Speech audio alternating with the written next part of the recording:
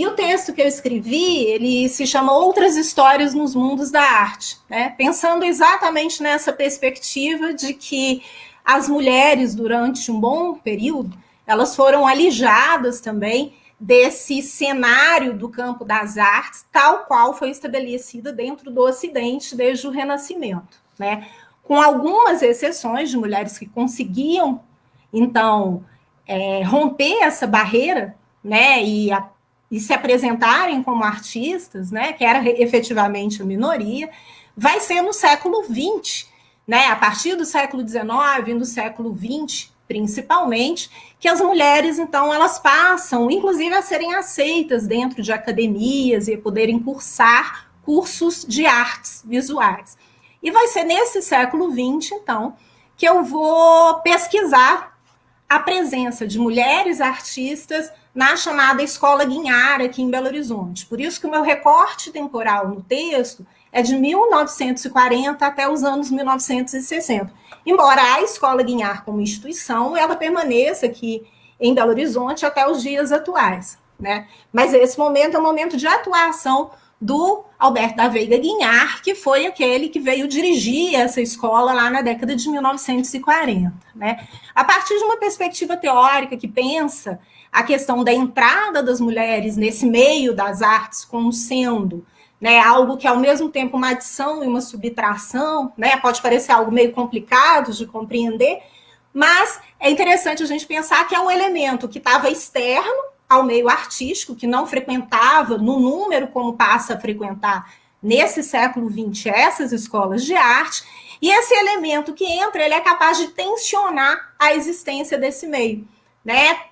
Tanto pelo fato de que são elementos externos que se apropriam de formas, de conceitos, né, artísticos, que não eram permitidos a elas até então, seja pela questão de que elas trazem outras perspectivas também para dentro desse meio. Nessa perspectiva aí, né, a gente fez uma pesquisa sobre a presença dessas mulheres dentro da Escola Guinhar. Essa pesquisa, ela se inicia também a partir de uma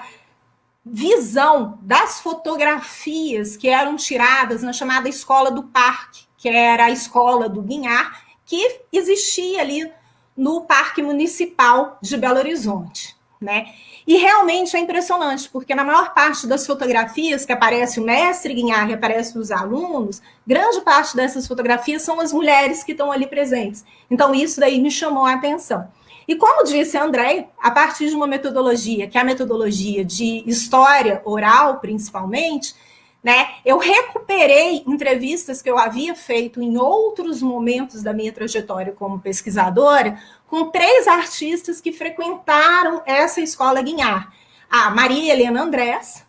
né, a Sara Ávila e a Yara Tupinambá. Né. A partir da visão dessas mulheres, seja sobre o ensino do Guinhar dentro da escola de artes que elas frequentaram, seja a partir da própria participação delas como profissionais, né? E como profissionais, as 3 também eram mães,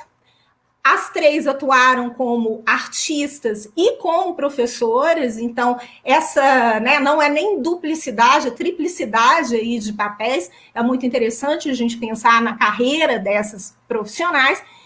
e como esses sujeitos, elas fizeram escolhas ao longo das trajetórias delas, né?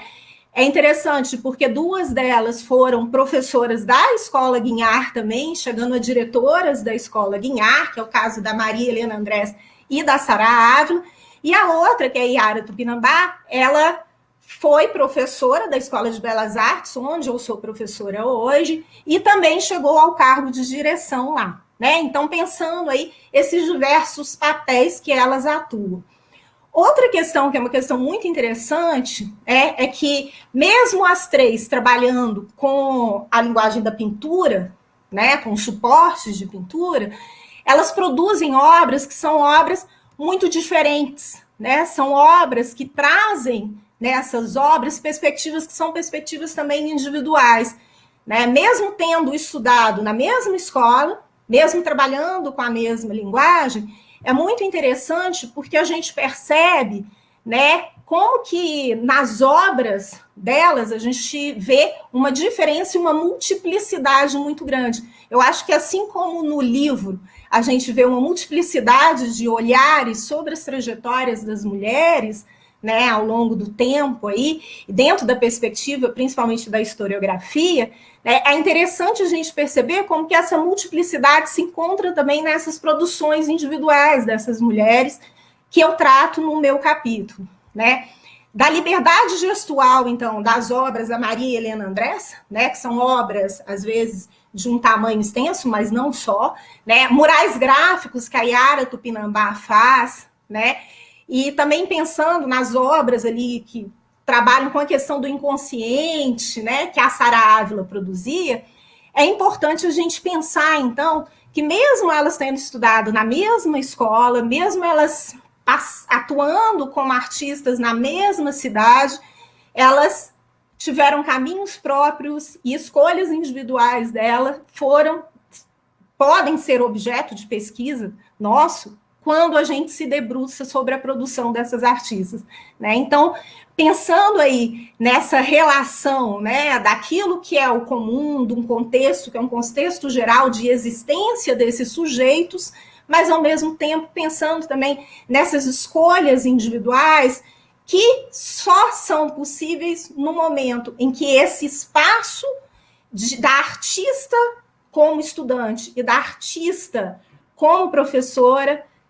acontece, né? Então, acho que a grande questão aí nesse meu texto, e que eu acho que o livro serve para a gente refletir a partir da multiplicidade de presença dessas mulheres, é exatamente a gente pensar que é a liberdade de atuar nos espaços onde essas mulheres desejarem atuar. Eu acho que o livro ele reflete muito bem essa perspectiva temporal contemporânea que a gente tem em relação aí aos estudos de gênero.